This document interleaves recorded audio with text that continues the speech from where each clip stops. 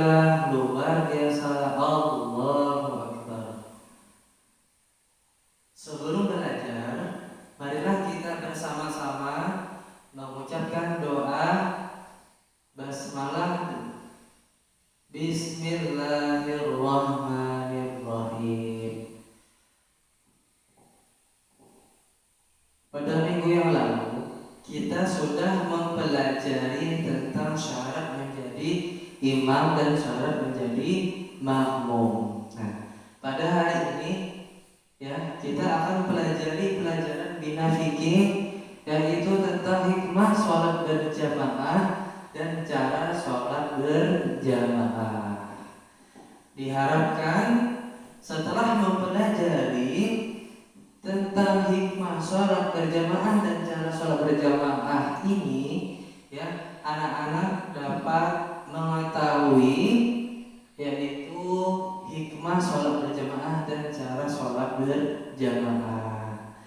Ya, kita masuk kepada poin yang pertama, yaitu hikmah sholat berjamaah. Apa-apa saja hikmah sholat berjamaah itu? Nah, itu ada 5 ya. Apa yang dimaksud dengan hikmah? Ya, anak-anak pasti tahu. Hikmah adalah pelajaran, ya, pelajaran yang dapat kita petik tentang sholat berjamaah, yaitu pelajaran yang dapat kita ambil, yang dapat kita petik pada sholat berjamaah. Pelajaran yang dapat kita petik dari sholat berjamaah, yang pertama yaitu sholat berjamaah lebih utama daripada sholat sendirian. Jadi sholat berjamaah itu lebih baik daripada sholat sendirian. Di mana sholat berjamaah itu adalah sholat yang dilakukan 2 orang atau lebih, atau sholat yang dilakukan secara bersama-sama. Itu lebih baik daripada sholat sendirian. Kemudian pelajaran yang dapat kita petik atau yang kita ambil dari sholat berjamaah yang kedua, yaitu pahala sholat berjamaah itu 27 kali lipat. Nah, dari sholat berjamaah itu ada pahala berapa? Yaitu 27 kali lipat. Itu lebih baik daripada sholat sendirian. Ya, pahalanya 27 kali lipat. Terus pelajaran yang dapat kita petik dari sholat berjamaah yang ketiga, ya, yaitu saling mengenal antara sesama muslim. Nah, ketika kita melaksanakan sholat berjamaah, baik itu di masjid atau musala, kita dapat menemui teman-teman kita, atau kita dapat menemui orang-orang yang tidak kita kenal, sehingga kita dapat mengenal orang yang tidak kita kenal tersebut, sehingga menjadi teman kita, ya. Jadi sesama muslim kita dapat bertemu di masjid atau di musala, sehingga dapat menambah teman. Kemudian hikmah sholat berjamaah selanjutnya, atau pelajaran yang dapat kita petik dari sholat berjamaah selanjutnya, yang keempat, yaitu rasa saling tolong-menolong sesama muslim. Ketika kita melaksanakan sholat berjamaah di masjid secara rutin atau di mushola, ya, kemudian sebut saja namanya Udin, ya, misalnya namanya Udin. Dia rajin sekali ke masjid untuk sholat berjamaah 5 kali sehari. Terus suatu waktu dia tidak pergi ke masjid. Nah, pasti ada teman-teman atau orang yang mencari, kemana ini Udin tidak pergi ke masjid. Nah, lalu dikabarkan bahwa si Udin sedang sakit di rumahnya. Lalu orang-orang datang ke rumahnya untuk membantu, untuk menjenguk. Nah, itulah hikmah di mana kalau kita melaksanakan sholat berjamaah di masjid atau di mushola, ada orang yang menolong kita. Dimana kalau kita tidak pergi ke masjid, ya.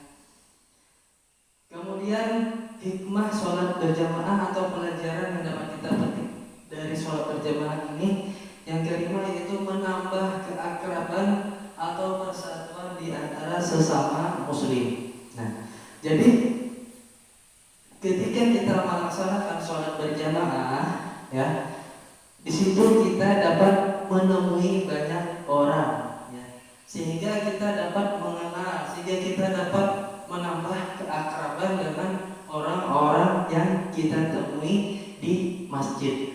Atau kita melaksanakan sholat berjamaah itu dapat menambah persatuan di antara sesama muslim. Nah, jadi ketika kita sholat berjamaah itu menunjukkan bahwa umat Islam itu bersatu, menambah kekuatan umat Islam. Umat Islam menjadi lebih kuat, ya, yaitu ditunjukkan atau dapat kita lihat ketika orang-orang Islam itu melaksanakan sholat berjamaah di masjid atau di mushola. Nah, itu kita dapat lihat persatuan umat Islam. Nah, itulah hikmah sholat berjamaah. Setelah kita mempelajari tentang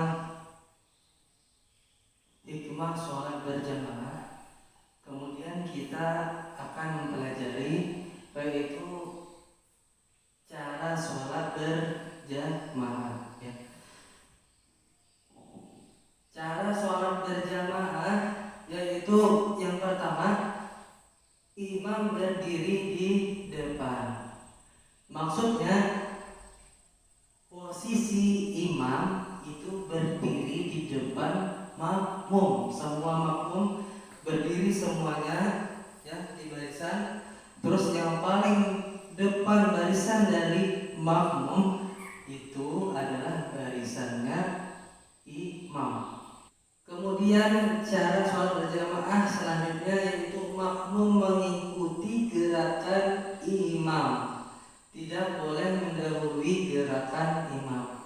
Jadi kita sebagai makmum, ya, harus mengikuti gerakannya si imam. Tidak boleh kita mendahului gerakannya si imam.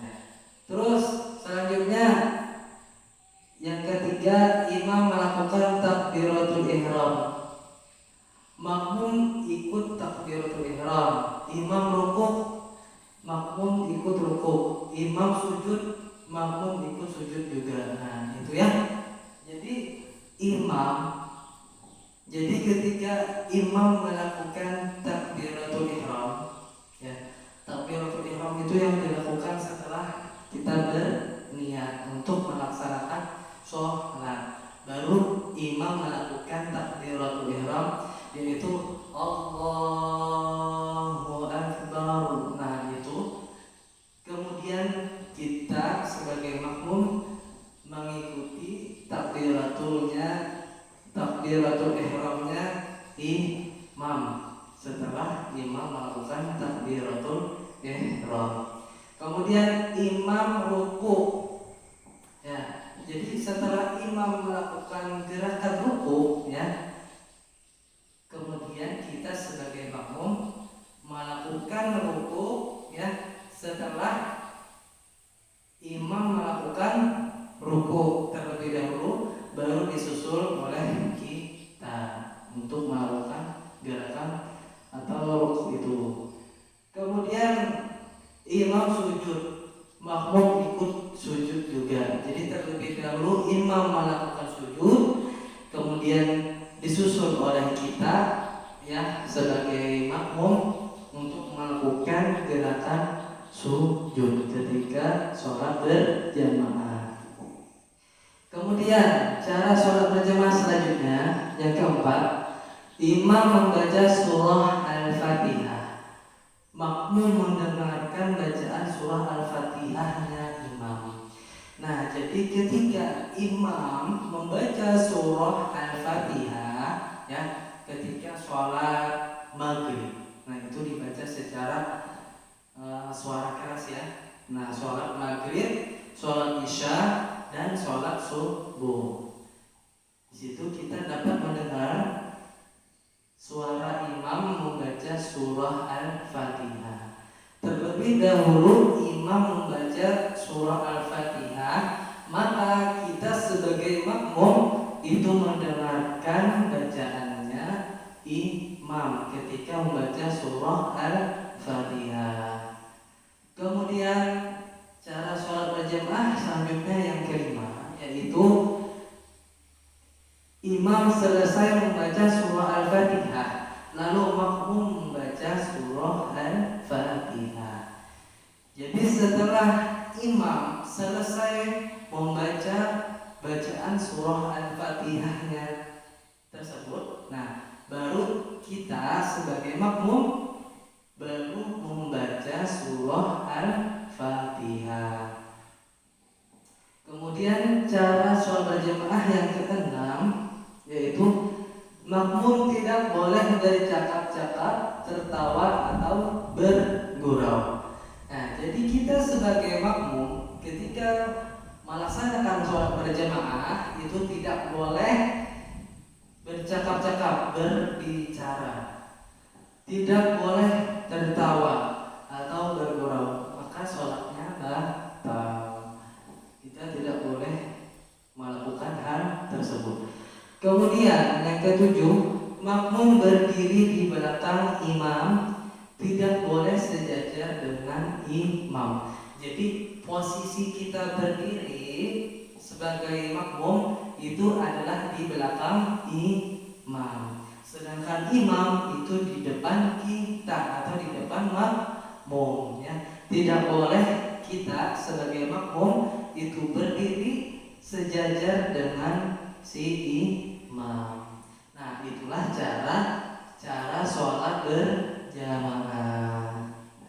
Semoga anak-anak sekalian ya dapat memahaminya tentang hikmah sholat berjamaah dan cara sholat berjamaah ini.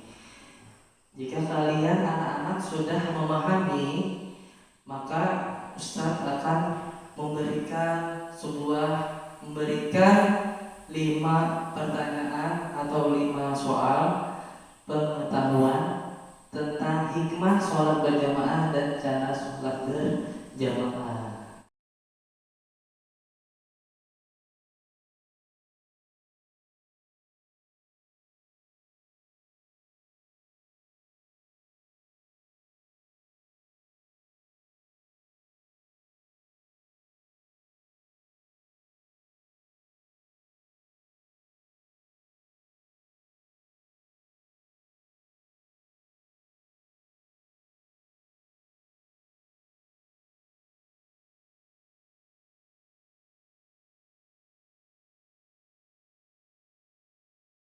Demikianlah pelajaran kita pada hari ini. Semoga bermanfaat untuk kita semua. Kita akhiri pelajaran pada hari ini dengan mengucapkan hamdalah. Alhamdulillahirabbil alamin. Assalamualaikum